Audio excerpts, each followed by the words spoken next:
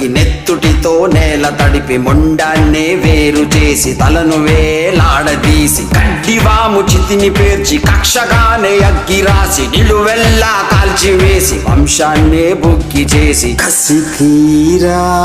చంపినా ఈ